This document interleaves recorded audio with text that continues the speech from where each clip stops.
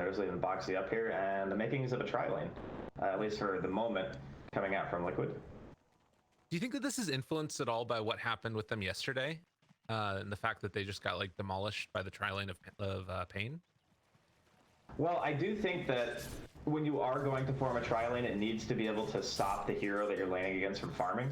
And, I mean, it's not the strongest tri-lane, I'll say that. But if they throw some spells out on Crystallize, hit him a few times, you know, Mickey either goes for the Essence Shift or the Pounce, they could potentially stop him. But the other thing is, since he's on his tower, right? So you're not going to really stop him from getting EXP. No, it's true. And that's going to be one of the issues. He'll still be able to get that. I will say that I'm really curious how this core Phoenix works. It's a hero that we saw in that role for a while, but not that recently, unless there's something that I've been missing with Boxy's games recently. What do you think are like the main causes for them to want to go for the Phoenix in the position 3 role? Well, there's not really that many good egg hitters on Navi. Like Puck, you know, you can, but you really got to be good with your phase shift so you don't get hit by fire spirits. Naga, you're going to have to use mirror image to dispel yourself. Tiny has naturally low attack speed once you start putting points into grow. And it's just really annoying to have to hit egg with these heroes. Like Enigma doesn't want to do it either, right? And you can't put the Eidolons on it because it doesn't really do anything. So yeah, it's just a really nice game for Supernova, in my opinion, and he's actually killing Xayah here. Dude, the courier bait was so sick. He got the spirits on him, so Xayah couldn't punch the courier. That keeps it alive. Wow. Yeah, I would have just missed that spirit, by the way, and then my courier would be dead, and I'd be sad. I'm so bad at Phoenix Lyrical. It's like offensive how bad I am. Oh, dude, it's a hard hero. It's you know, you gotta get like 4 skill shots in a row, right? Yeah, it is definitely one of those. It's like you know, the Winter Wyverns and the Disruptors, those heroes that are really easy to mess up and just, you know, either kill your teammates or kill yourself. Yeah, you accidentally just like egg in front of everybody. And you didn't cast spirits or something like that. Maybe that's just a me special. Regardless. Bottom lane, going okay for Slark. 9-3. Foxy might be dead here. Uh-oh. He's got Fairy Fire? Another round? Yeah, he's got her. Cast that other one earlier, but it doesn't work out. Pasha gonna draw first blood. Not a bad start. It's gonna be interesting. I know it's been talked to death already, but seeing all of these ex-Virtus Pro players spread off to the wind, seeing how they do. Pasha's been a kind of somebody I always like watching. Very cool player. Yeah, I always considered him to be quite good in the 3 position here, as Boxy's going to get tossed in again. He's going to be forced to use the Icarus dive. But I think it's always strange whenever one of those really like strong tier 1 style teams kind of disbands, and then, like you mentioned, the players go their separate ways, because a lot of the time, as much as it is about individual skill, it's also how you work together, you know? And it's also the patch and, you know, how well that fits your players. There's so many different things about, you know, Dota, especially competitively, that make teams of that caliber. So even if you have a really individually talented player and you just go from team to team, there's no guarantees, right? Because you still have the 4 other people and you need to have the synergy. And maybe it's just not your patch. They did not realize that Tagia was up here as they moved into position. Weren't able to get anything off of that rotation, but realizing that there's a lot of pressure up there, they need to send him up top. Help out with the Phoenix.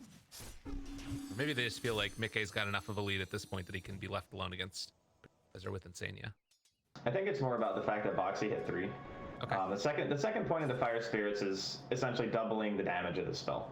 So that's actually a power spike for Phoenix a lot of the time. So now that he's 3 and Taiga has a point of the Sandstorm and the stun, it means that they have kill potential now. Whereas if they were both level 2, you know, the Phoenix would not feel nearly as potent in this lane. He's also going to be able to help out getting those pulls while Phoenix can keep harassing back and keeping Pasha somewhat low.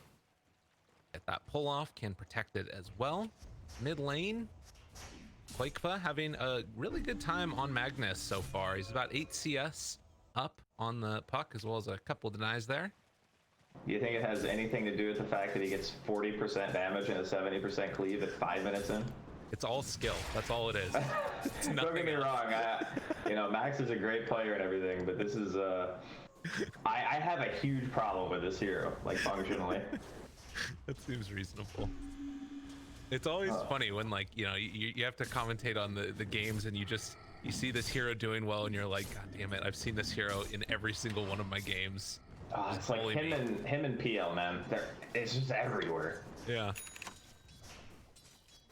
Mickey is taking a beating over here with all these Naga Siren illusions. Puck, mid lane, was taking also a beating from Qojqva as he's animation canceling his RP, striking fear into the heart of Magical. Playing it a little bit close there.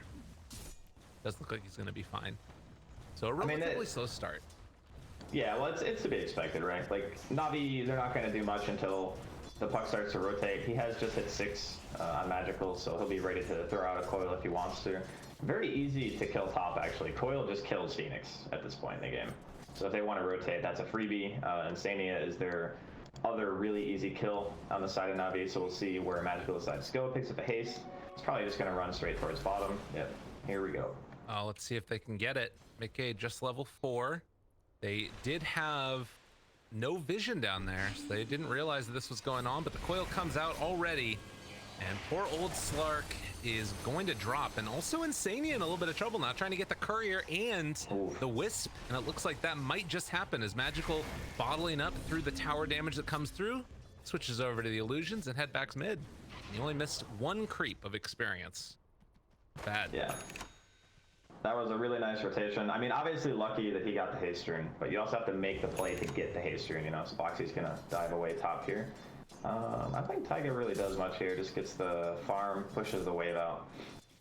But yeah, the build he's going is nice on the puck. He went for the 1-3-1, the extra points into the waning rift to make sure that Slark can't just like dark pact and pounce out of the coil. I didn't catch that at first, so that's my bad. But some pucks really like going for this style of build where you know that you're going to be able to keep someone in the coil longer. And some people like to just go like for the max or build, just farm. But this type of game, I think that Navi want to be playing aggressive all the time. Yeah, and that extra damage there, the extra sound, it's all good stuff for being able to keep them stuck in there. And that sort of works well with having an AA on your team also, making sure that he's going to be able to get that Ice Blast off. Gotta say, Qojqva, yeah, 70 CS now at 7.5 minutes. Not top net worth because a lot of that's jungle, but as you said, to be expected, and also has a trusty shovel for himself.